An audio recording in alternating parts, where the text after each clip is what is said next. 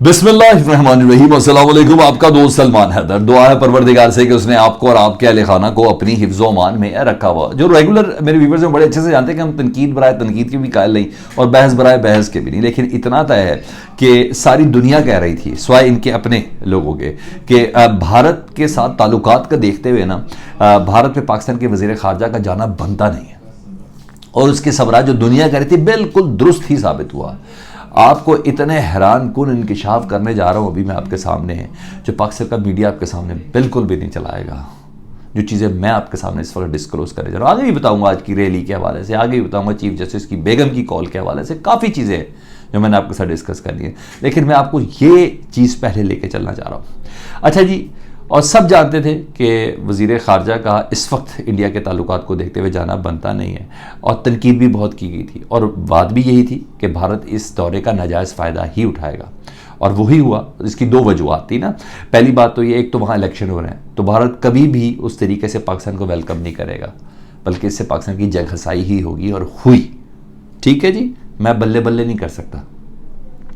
दूसरा कहा जा रहा था कि कश्मीर का, और बिल्कुल था कि कश्मीर का पॉइंट ऑफ व्यू जो पाकिस्तान का इस वक्त है ना, उसको भी तो मजबूत रखना है, और ऐसे मौके पे वज़ीर ख़ारजा उधर चले जाए तो it doesn't make any sense. कोई सेक्रेटरी लेवल का कोई अफसर उधर चला जाता, कोई भी ऐसी चीज़ होती, फॉरेन मिनिस्टर ने वीडियो लिंक के जरिए उधर मौजूद होते हैं, मगर एक सर्टन प्रोटेस्ट तो होता है ना, क्या ऐसा हो गया कि आप जा रहे थे, वजह भी मैं आपको बता देता हूँ। लेकिन बिलावल साहब का ना मोटिव बिल्कुल कुछ और है, बिल्कुल मुख्तलिफ है, और वो सिंपल सी बात है, वो प्राइम मिनिस्टर पाकिस्तान बनना चाहते हैं, इसलिए वो कहते हैं भुट्टो का नवासा गया और बेनज़ीर का बेटा गया, जरदारी का बेटा गया, ये सारी चीज़ें वो कर रहे थे ना।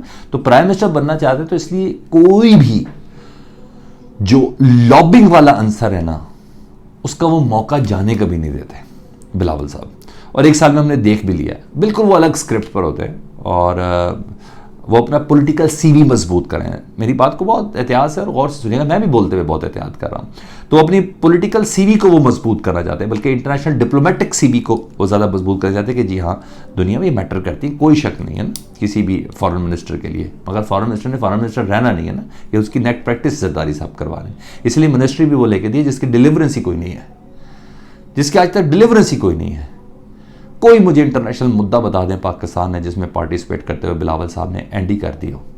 मुझे बता दें किसी सेक्रेटरी ख़ारजा से अमेरिका के बात करके, IMF का प्रोग्राम उन्हीं का इदारा है ना, वर्ल्ड बैंक उन्हीं का इदारा है ना, उनसे बात करके थोड़ी लिक्विड कर दिया मामला, कुछ ऐसा कर दिया। मुझे ज़रूर बताएं आप। माजी में काम पाकिस्तान के आर्मी चीफ करते थे, इस वक्त भी पाकिस्तान के आर्मी चीफ ही कोशिशें कर रहे हैं, मुझे ज़रूर ये बताएगा। तो इनका सिर्फ और सिर्फ मकसद ये है, और यही वजह कि पिछले एक साल में बिलावल भुट्टो जब से वज़ीर ख़ारजा बने पाकिस्तान के दौरे पर आते हैं, अदरवाइज दुनिया के किसी न किसी मुल्क में घूम रहे होते हैं। ठीक है, तो मकसद मैंने आपको बता दिया था बिलावल साहब का बिल्कुल डिफरेंट है ना। और वो गए, इंडियन मीडिया ने जो तमाशा लगाया वो तो एक अलग बात है, वो तो सब चीज़ है, लेकिन ये अलग बात है कि पाकिस्तान का इस सिलसिले में उन्होंने जो मौक़िफ़ उधर बयान किया कश्मीर के सिलसिले में, तगड़ा किया था। आप करते रहे, भुट्टो ने भी तो सलामती कौंसिल में वो पेपर फाड़ दिए थे ना, क्या हुआ उसका, कश्मीर आज़ाद हो गया। इमरान खान साहब ने भी तो बड़ी तगड़ी तकरीर की थी ना, कश्मीर का मौक़िफ़ दिया था। हाँ, आज की रात या 2 रातें, गुज़िश्ता रात 2 रातें कुछ अच्छी गुजर जाएंगी कश्मीरियों की, खुश हो गए कि किसी ने हमारे लिए कुछ बात कर दी है। इससे ज़्यादा कोई इफेक्ट नहीं है, क्योंकि ये सारी बातें ताल्लुकात के ऊपर होती हैं। आज क्या रूस का वज़ीर ख़ारजा कह रहे हो, वाह वाह वाह वाह वाह वाह, भारत अब कश्मीर आज़ाद कर दो, उसका स्टेटस बहाल कर दो, आज बिलावल बोला है। ऐसा कुछ भी नहीं है, ऐसा कुछ भी नहीं है। बिलावल के लिए तो ज़रूर है कि उनका वो भुट्टो ने भी ये किया था, भुट्टो की बेटी ने भी किया था, भुट्टो के नवासे ने भी किया, बस इससे ज़्यादा कुछ भी नहीं है। हकीकत पसंद अप्रोच ही है। तो बहरहाल बिलावल साहब ने जैसी ही परवाज़ उतरी, आप ज़रा चेक करें ना, मैंने आपको बोला रद्द-ए-अमल क्या आएगा जी। जैसे ही परवाज़ चढ़े हैं बिलावल साहब, उनके पीछे भारतीय वज़ीर ख़ारजा जयशंकर, जिन्होंने अपनी दावत पे बुलाया, जिन्होंने बिलावल से दरख्वास्त की कि आप SCO कॉन्फ्रेंस शंघाई ताउन तंजीम में गोवा के अंदर आएँ, सब किया। उन्होंने बिलावल साहब की इज़्ज़त रख ली जिस तरीके से, हालांकि बिलावल साहब ने उनको इज़्ज़त दी थी, उनको ऑनर दिया था और बताया उधर जाके कि जी हमें आपकी मेज़बानी कबूल है।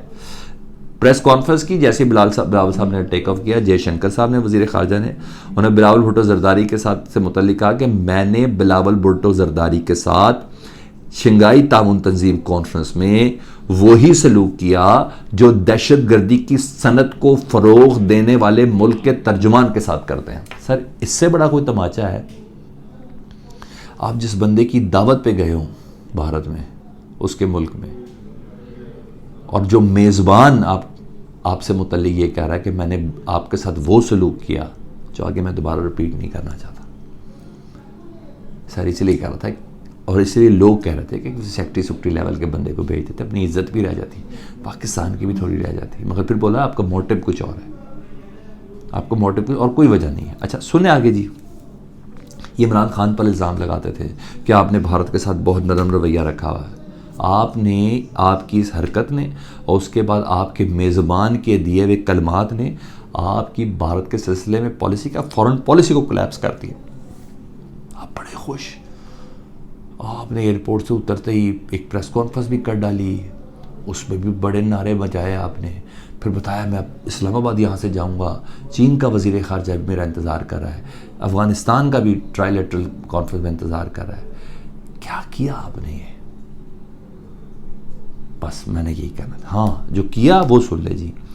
JIT पहुंची कल इमरान खान साहब के यहाँ, joint investigation team Imran Khan साहब के पास ज़मानत पर पहुंची, मुकदमात की तफ्तीश करनी थी जी। और जाए वकूआ का उन्होंने मुआयना किया, इमरान खान के घर के जाए इलाके के मिट्टी के नमूने लिए, कहते हैं बेशतर सबूत निकल गए हैं, उधर से ज़ाया हो चुके हैं।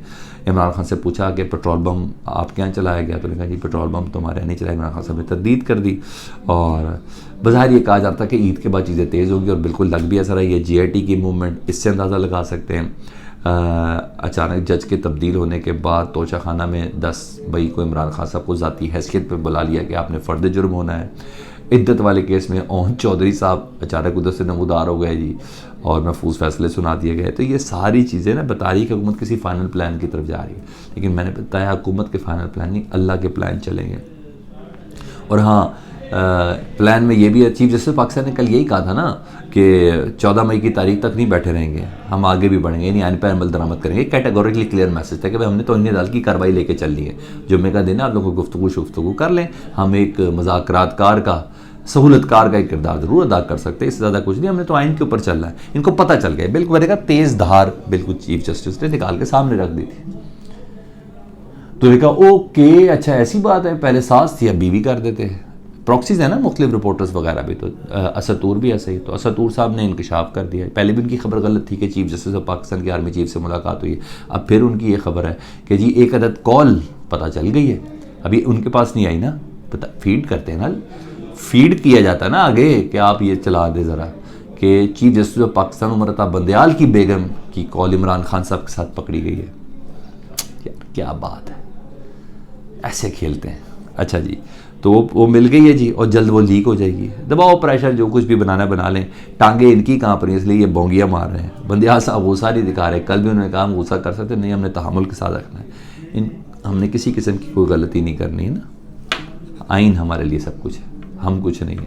इनको बांध के मारेंगे, ये बहुत हो गया ना, सास तक तो बाजत गई, बीवी तक पहुँच गई, नहीं बड़े बड़े बुजुर्ग यहाँ हाथ छोड़ गए थे, नहीं यहाँ सब्र नहीं बनता। तो औलिया कराम वगैरह का तो मैं कोई मिसाल नहीं दे सकता। तो मेरा ख्याल है कि यहाँ ये नेक्स्ट लेवल इन्होंने वो रेड लाइन भी क्रॉस कर दी ना। ये सब ऑडियो वीडियो जैसी भी बनानी बना लेंगे, इनकी फैक्ट्रियाँ देखी नहीं, यहाँ एक तस्वीर लगी होती है, यहाँ एक तस्वीर लगी होती है, ट्रांसलेशन चल रही होती है, उसने बोला उसने बोला।